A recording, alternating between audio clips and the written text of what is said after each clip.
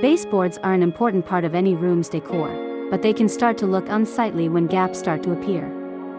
These gaps can be caused by a number of factors, such as settling of the house, shrinkage of the wood, or damage from pests.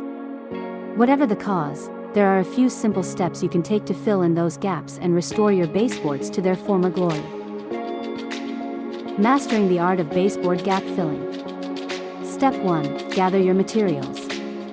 To fill in gaps in your baseboards, you will need the following materials: a caulk gun, paintable acrylic caulk, a putty knife, sandpaper, a damp cloth. Step 2. Prepare the gap. Before you can fill in the gap, you need to prepare it by removing any dirt or debris.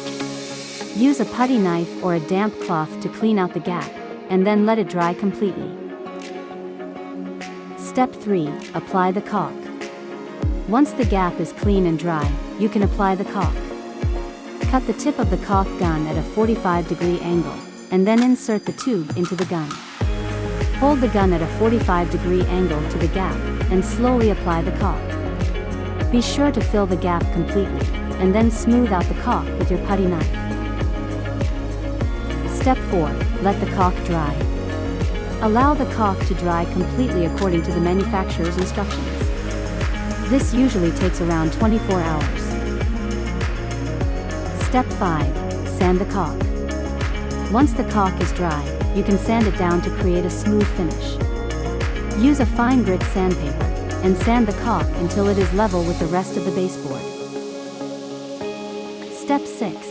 Paint the caulk. If you want the caulk to blend in with the rest of the baseboard, you can paint it. Use a paint that matches the color of the baseboard, and apply it with a small brush. Step 7. Enjoy your newly repaired baseboards. Voila! That's it. Your baseboards look as good as new, with no gaps in sight. By following these simple steps, you can easily fill in those unsightly gaps on your baseboards and restore them to their former glory. Ensure your baseboards remain gap-free by performing routine checks and promptly addressing any new gaps following the same steps outlined above. Thanks for watching, and don't forget to like, follow, subscribe, and share this video. Working harder and not smarter is key.